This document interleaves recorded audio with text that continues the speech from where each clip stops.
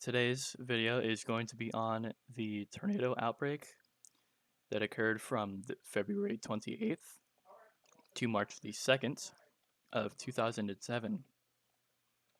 The first image that we can see here is a hand-drawn, pardon me, hand-drawn synoptic map,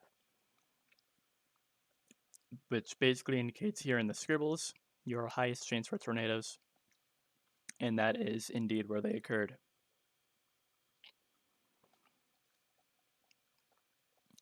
Of course, as always, starting with the event overview in a very small time frame, starting with the time frame. A very large low pressure on the 28th encounters a moist air surge and therefore intensifies on the 28th as it encountered this moist air surge on the 20th of February. Some tornadoes did happen as seen with these storm reports here across eastern Kansas and into western Missouri. However, despite air temperatures in the 70s and dews in the 60s, this was very heavily cap afflicted for most of Kansas, Texas, and Oklahoma. This led to only these few tornadoes occurring on the 28th of February. However, a few days later, a rare 30% tornado chance was issued on the 1st of March. A few days later, do you mean one day later? Yes, I do. Again, a 30% tornado chance is something that you will never see very often. And that's a big yikes, for me at least. The main event did, of course, happen on the 1st, and this outbreak led to a total of $580 million in damage. 3/4 of that, by the way, coming from two tornadoes.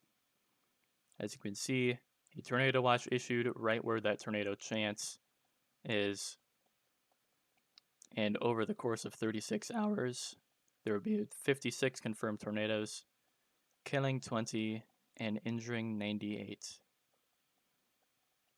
I believe that it was on the 2nd through the 4th that this event would cause 18 inches of snow or more in parts of New England. So, of course, it has to create a blizzard along with it. But we get into the first notable, which is the Selma to Pleasanton, or Pleasanton, depending on how fancy you want to be, which is in Kansas and is an EF4. The EF4 is circled here in pink and is the red line, not the blue one. This tornado is actually the first with a rating of 4 on the enhanced Fujita scale. The EF scale was introduced in 2007. This is one of the first outbreaks that I know of to occur in 2007. And of course, it had to produce an EF4 along with it. There are no known casualties of this tornado, so I'm going to optimistically assume 0 and 0. We do know, though, is that it tracked a relatively impressive 45 kilometers and was even a large wedge as an EF0. So reached its width much faster than its maximum strength. Usually, a tornado will reach its max strength and width at around the same time. So, of course, there are always exceptions to the rules of meteorology because weather is like that. There's, of course, as expected from the EF4, intense and extensive tree, power line, and building damage, but I was not able to get very much detail on this tornado, much to my dismay. The second tornado of this outbreak that is notable, and again, another one which I could not find much information on, is the one that occurred from Bakersfield to West Plains, Missouri. This was an EF3. This tornado would kill 1 and injure 4.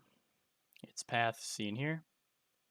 And the town of Caulfield, which was directly hit by apparently EF1 strength on this map seen here.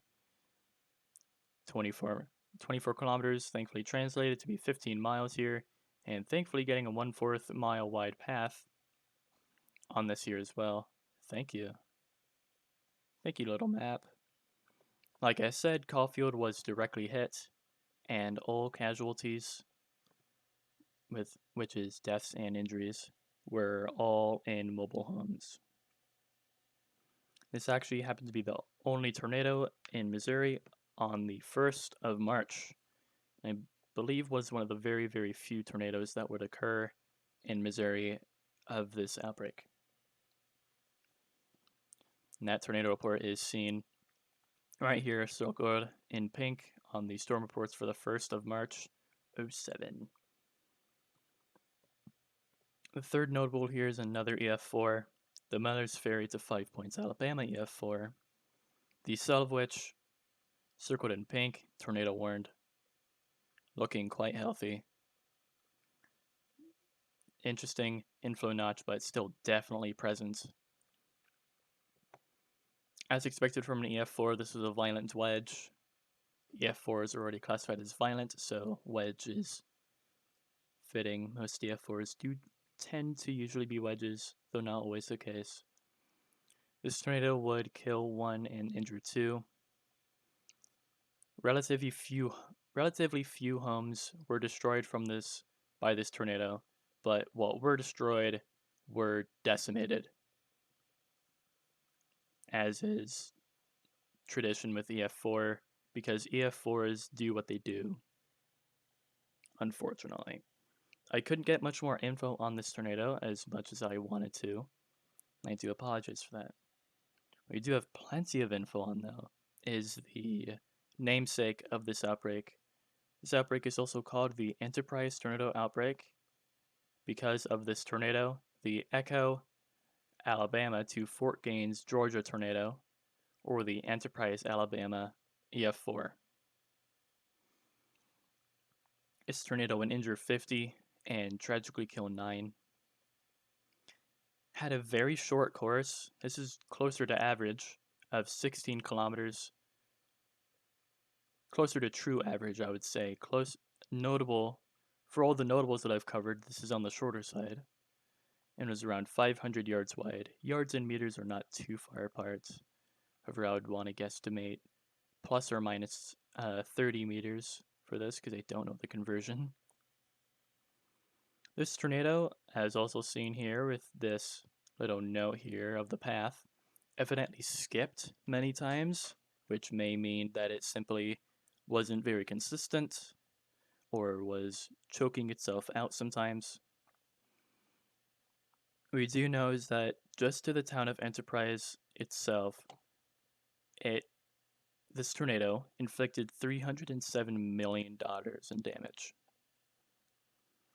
Over 1,000 buildings were affected, and out of those 1,000, 200 are buildings that were destroyed.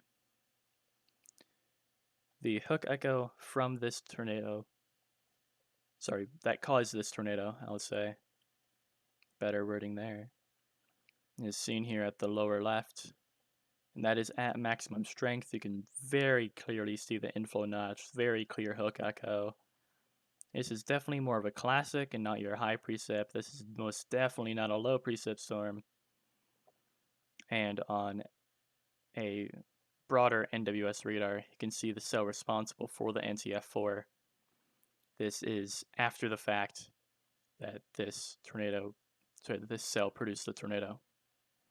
President Bush is seen here at the top middle, overlooking the town of Enterprise. And it is worth noting that this tornado is the first tornado since I believe it was 1997 to kill children in school. While extremely tragic, it is also worth noting that this school did everything right with their tornado procedures. A wall of the school collapsed onto students, which tragically led to their deaths.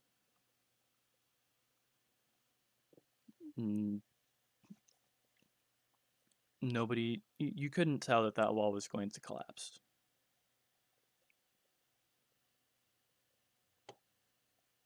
Moving on from that,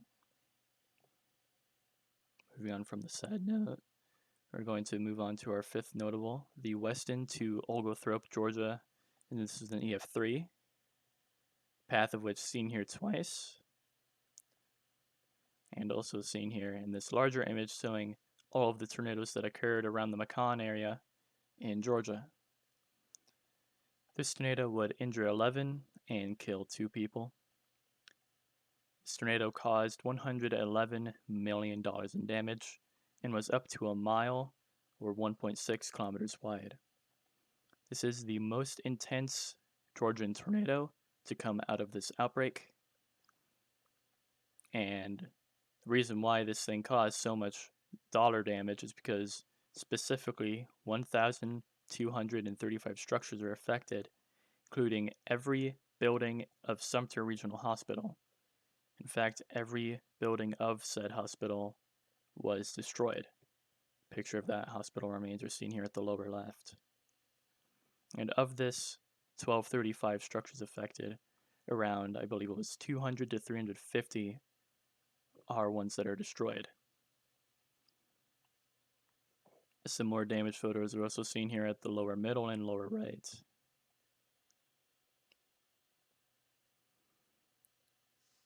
The significance of this outbreak is very similar to the previous one of November 2002, except that it is the opposite. It is a early season violent outbreak. It is also relatively large, however mainly affecting Dixie Alley, but most notable for having the first ever high meso outlook issued from the NWS SBC since April 7th of 2006. This outbreak produced the first ever EF4. Again, the enhanced Fujita scale was introduced this year in 2007. And this is very early in 2007. It's February after all. Again, like I said, violent early season outbreak. And once more, the 6 intense tornadoes. This is, in fact, one of the costliest outbreaks on record. That would, like I said before, of course, produce a significant blizzard in, I believe, around New England. I would have to guess. Definitely not Florida. But that is all that I have for you on the Enterprise tornado outbreak. Thank you guys so much for staying until the end. I'll see you guys in the next tornado outbreak video.